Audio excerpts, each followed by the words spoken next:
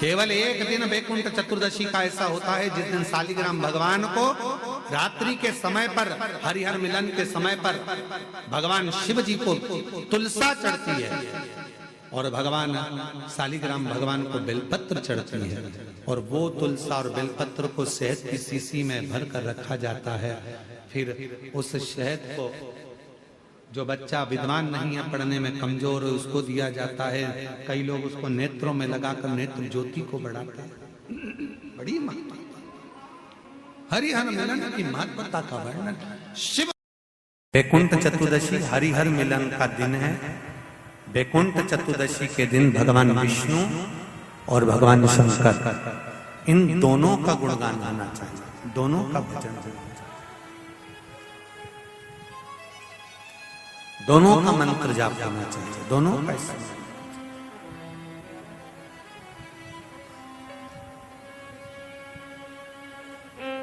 आप सबसे निवेदन है, कल हरिहर मिलन के दिन आपके घर में शिवलिंग होगा और लड्डू गोपाल होंगे। रात्रि के समय पर, शाम को नहीं, मध्य रात्रि, अगर नींद खुली रहे तो 11 बजे के बाद में,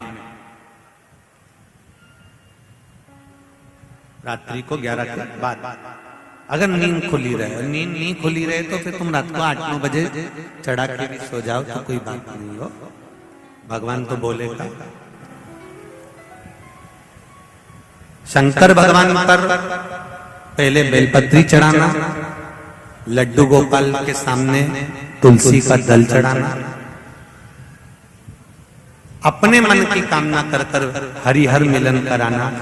थोड़ी देर तक या तो सवेरे के समय ही चढ़ा दो, दिन भर चढ़े रहने दो, रात्रि के समय पर जब फ्री हो जाओ तब घी का दिया लगाकर बेलपत्री उठाना, वो उठाकर भगवान शालिग्राम जी पर या लड्डू गोपाल पर या मेरे कृष्ण पर या नारायण पर या भगवान विष्णु पर, जो भी तुम्हारे यहाँ मूर्ति हो लड्डू गोपाल की आदि की, उन पे चढ़ा देना और भगवान की तुलसी उठाकर अपनी कामना कर कर मेरे देवाधिदेव महादेव के शिवलिंग पर चढ़ा देना।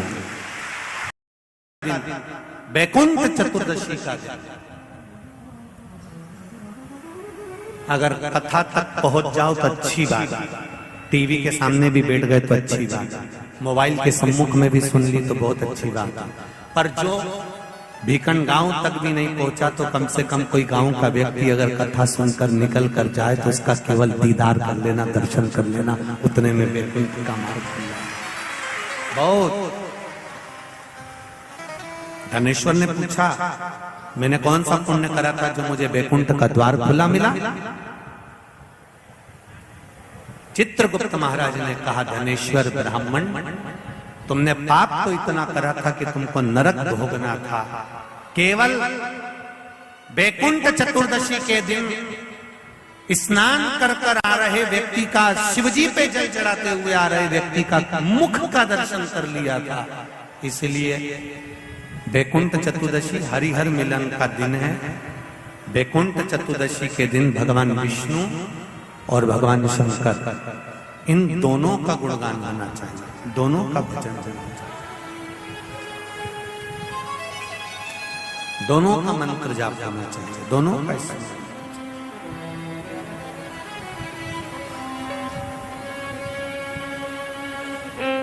आप सबसे निवेदन है, कल हरिहर मिलन के दिन आपके घर में शिवलिंग होगा और लड्डू गोपाल होंगे।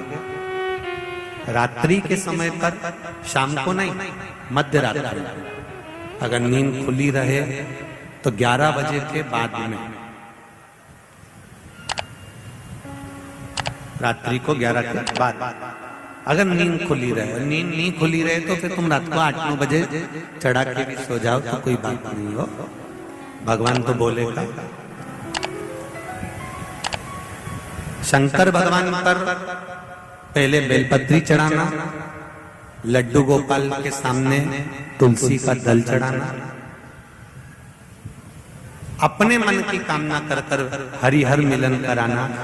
थोड़ी देर तक या तो सवेरे के समय ही चढ़ा दो, दिन भर चढ़े रहने दो, रात्रि के समय पर जब फ्री हो जाओ, तब घी का दिया लगाकर बेलपत्री उठाना, वो उठाकर भगवान शालिग्राम जी पर या लड्डू गोपाल पर या मेरे कृष्ण पर या नारायण पर या भगवान विष्णु पर, जो भी तुम्हारे यहाँ मूर्ति हो लड्डू गोपाल की आदि की, उन पे चढ़ा देना और भगवान की तुलसी उठाकर अपनी कामना कर कर मेरे देव अधिदेव महादेव के शिवलिंग पर चढ़ा देना।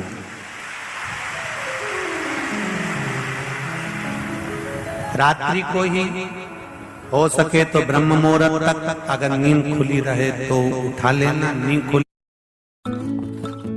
More orders will be. हो सके तो ब्रह्म मुहूर्त तक, अगर नींद खुली रहे तो उठा लेना, नींद खुले तो रात को ही, रात्रि के समय ही उस बेलपत्री और तुलसी को संभाल के रख लेना।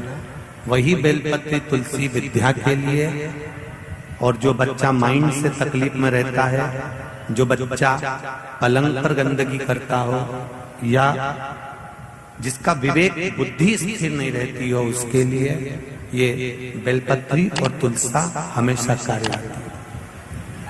कल वही वैकुंठ चतुर्दशी, उसका दर्शन आप भाव से आनंद से अपने अपने घरों में करें, भक्ति के साथ, आनंद के साथ। सुदर्शन चक्र भगवान विष्णु को दे दिया था और भगवान विष्णु ने अपना नेत्र भगवान शंकर को दे दिया था। तब भगवान विष्णु ने कहा था देवऋषि नारद से, नारद पूरे वर्ष में केवल एक दिन ऐसा रहेगा वैकुंठ चतुर्दशी का, जिस दिन मेरा दरवाजा 24 घंटे खुला रहेगा, जो पापी से पापी जीव है वो भी प्रवेश करेगा। ये वैकुंठ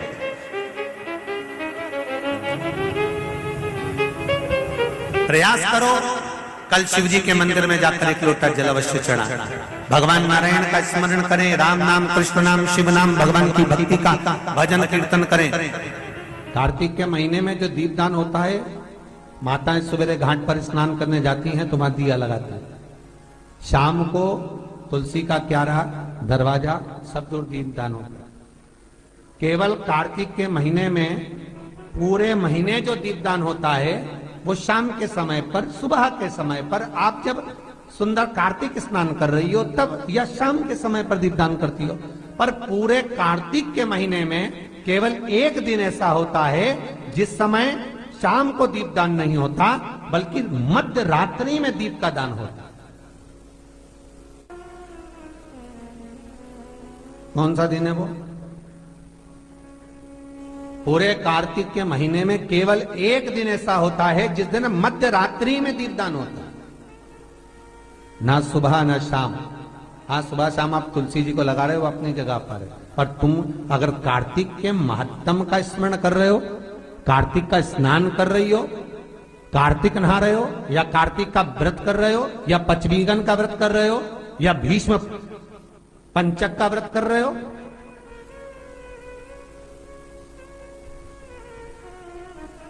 या कार्तिक स्मरण का व्रत कर रहे हो, कार्तिक का अनुष्ठान कर रहे हो, तो उसमें एक दिन ऐसा होता है जिस समय सुबह शाम दीपदान का फल नहीं है, रात्रि के मध्य में दीपदान का फल है, और वो है वैकुंठ चतुर्दशी का दिन। पूरे कार्तिक के महीने में केवल एक ही दिन रहता है जिस दिन शाम के दीपदान का फल नहीं है, मध्य रात्रि के दीपदान का फल। दीपावली पर जो दिए लगाए वो 11 दिए, 21 दिए, 5 दिए, 7 दिए, ऐसे लगाए जाते। एकादशी के दिन जो दीपदान करा उसमें 11 दिए, 7 दिए, 21 दिए, ऐसा दीपदान होता। पर वैकुंठ चतुर्दशी का जो दिन है महाराज, इस दिन रात्रि को 11 बजे से लेकर 12:30 के बीच में दीपदान होता है, और 14 दिए का दान होता है महाराज। इसमें 14 दीप,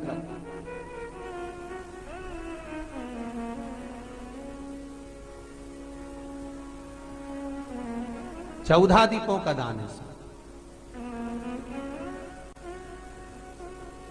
निवेदन है आप सबसे कि प्रयास करना कि घर के बाहर आप एक दीप जहां पर आपका जलाशय है, पानी का स्थान है, वहां रख दें और एक दीप तुलसी के क्यारे के पास रखें। बाकी के दीप आप घर के बाहर लगा दें। 14 दीप। नारायण भगवान शंकर से मिलने के लिए काशी गए थे। काशी कैसे आए? तो भगवान विष्णु बोले काशी आने का कारण केवल इतना है कि बैकुंठ में मन नहीं लग रहा था, तो सोचा मेरे भोलेनाथ जी से मिल आऊं।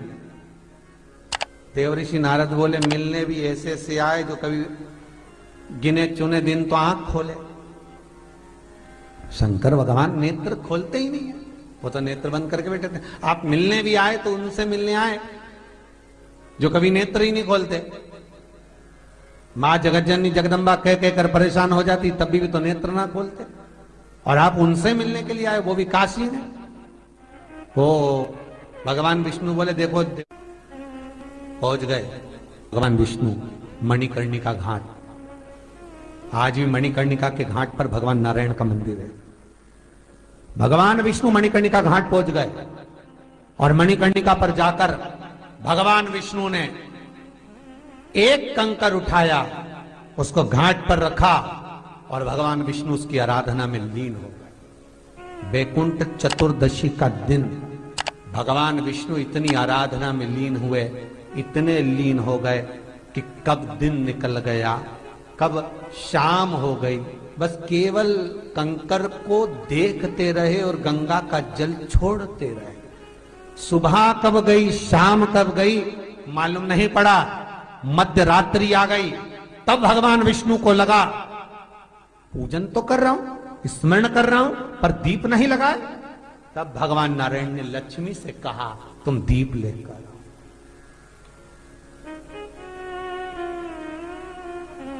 लक्ष्मी थाल लगाकर 14 दीप लगाकर शिव के सम्मुख लेकर आई महाराज। शिव के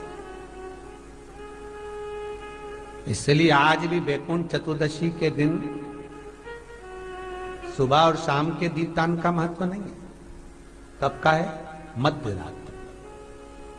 मध्यरात्रि के दीपदान का महत्व। और मध्यरात्रि के समय, मध्यरात्रि के अनुकूल में मां जब भगवान भूल गए तब लक्ष्मी जी दीप लेकर आई, प्रज्वलित किया। भगवान शंकर वहीं पर सम्मुख प्रकट हो गए। तब जैसे देवऋषि नारद ने कहा था कि कंकर में शंकर है, भगवान विष्णु ने देवऋषि नारद को हृदय से लगाया था, तब भगवान नारायण के सामने शिव प्रसन्न होकर भगवान नारायण को गले से लगाते हैं। इसको हमारे हिंदू धर्म में हरि हर मिलन कहते हैं। इसलिए बैकुंठ चतुर्दशी के दिन हरि हर मिलन हुआ। हरि हर मिलन बैकुंठ चतुर्दशी। महाराज निवेदन करूंगा, जिसकी किडनी गड़बड़ हो गई हो, जिसका लीवर गड़बड़ हो गया हो, जिसको डायलिसिस चल रहा हो और छूट नहीं रहा हो, बैकुंठ चतुर्दशी के दिन नदी के घाट पर, नदी, तालाब, सरोवर, कुआं, बावड़ी जो हो, उसके तट पर 14 दीप लगाकर, पीपल के पत्ते पर शहद डालकर और उसमें एक काली मिर्ची शंकर जी का नाम डालकर बोलकर उसमें चढ़ा दें। उसी पत्ते की काली मिर्ची, थोड़ा सा शहद घाट पर डाल दें और उस पत्ते को घर पर लेकर आ जाए। जिसको डॉक्टर ने कह दिया डायलिसिस होगा, किडनी लीवर गड़बड़ हो रहे हैं, बैकुंठ चतुर्दशी के दिन रात्रि को 14 दीप लगाकर जब घाट से आए, जिस व्यक्ति को रोग है, बीमारी है, उसको वो पत्ते समेत चटा देंगे और फिर जाकर आप 8 दिन 10 दिन बाद जांच करवाओ, आपको उसका फल प्राप्त हो जाए। और विश्वास रखकर